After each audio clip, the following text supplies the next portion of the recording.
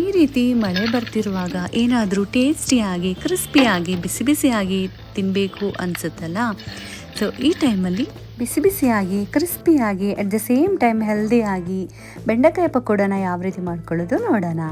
ಇಲ್ಲಿ ನಾನು ಅರ್ಧ kg ಆಗೋಷ್ಟು ಬೆಂಡೆಕಾಯಿನ ತಗೊಂಡು ಚೆನ್ನಾಗಿ ವಾಶ್ ಮಾಡಿ ಈ ರೀತಿ ಒರೆಸಿ ಸೈಡ್ಗೆ ಇಟ್ಕೊತಿದ್ದೀನಿ. ಈಗ ಇದನ್ನು ಕಟ್ ಮಾಡ್ಕೊಳ್ಳೋಣ.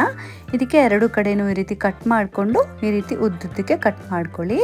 ಸೊ ನಿಮಗೆ ಈ ಥರ ಎರಡೇ ಪೀಸ್ ಬೇಕಂದ್ರೆ ಎರಡೂ ಕೂಡ ಕಟ್ ಮಾಡ್ಕೋಬೋದು. ನಾನಿಲ್ಲಿ ಒಂದು ಬೆಂಡೆಕಾಯಿನ 6 ಪೀಸಾಗಿ ಈ ರೀತಿ ಕಟ್ ಮಾಡ್ಕೊತಿದ್ದೀನಿ. ಸೊ ನಿಮ್ಗೆ ಎಷ್ಟು ಪೀಸ್ ಬೇಕೋ ಅಷ್ಟು ಪೀಸ್ ಕಟ್ ಮಾಡ್ಕೊಳ್ಳಿ. ಈ ರೀತಿ ಎಲ್ಲದನ್ನು ಕಟ್ ಮಾಡ್ಕೊಂಡಾದಮೇಲೆ ಸೊ ಇವಾಗ ಇದಕ್ಕೆ ಹಿಟ್ಟನ್ನು ಸೇರಿಸ್ಕೊಳ್ಳೋಣ. ಇದಕ್ಕೆ ಅರ್ಧ ಕಪ್ ಆಗೋಷ್ಟು ಕಡಲೆ ಹಿಟ್ಟನ್ನು ಸೇರಿಸ್ಕೊತಿದ್ದೀನಿ. ಹಾಗೆ ಒಂದು 4 ಟೇಬಲ್ ಸ್ಪೂನ್ ಅಥವಾ 1/4 ಕಪ್ ಆಗುವಷ್ಟು ಅಕ್ಕಿ ಹಿಟ್ಟನ್ನು ಕೂಡ ಸೇರಿಸ್ಕೊತಿದ್ದೀನಿ. ಇದಕ್ಕೇ ರುಚಿಗೆ ತಕ್ಕಷ್ಟು ಉಪ್ಪು, ಹಾಗೆ 1 ಟೀ ಸ್ಪೂನ್ ಆಗುವಷ್ಟು ಖಾರದ ಪುಡಿನ ಸೇರಿಸ್ಕೊತಿದ್ದೀನಿ. ಹಾಗೆ ಒಂದು 3 ಟೀ ಸ್ಪೂನ್ ಆಗುವಷ್ಟು ಧನಿಯಾ ಪುಡಿನೂ ಕೂಡ ಸೇರಿಸ್ಕೊತಿದ್ದೀನಿ ಇದಕ್ಕೆ. ಹಾಗೆ ನಿಮಗೆ ಗರಂ ಮಸಾಲ ಇಷ್ಟ ಆದರೆ ಗರಂ ಮಸಾಲ ಸೇರಿಸ್ಕೊಳ್ಳಿ, ಇಲ್ಲಾಂದರೆ ಜೀರಿಗೆ ಪುಡಿನೂ ಕೂಡ ಸೇರಿಸ್ಕೋಬೋದು. ನಾನಿಲ್ಲಿ ಗರಂ ಮಸಾಲಾನ ಅರ್ಧ ಟೀ ಸ್ಪೂನ್ ಆಗುವಷ್ಟು ಸೇರಿಸ್ಕೊತಿದ್ದೀನಿ.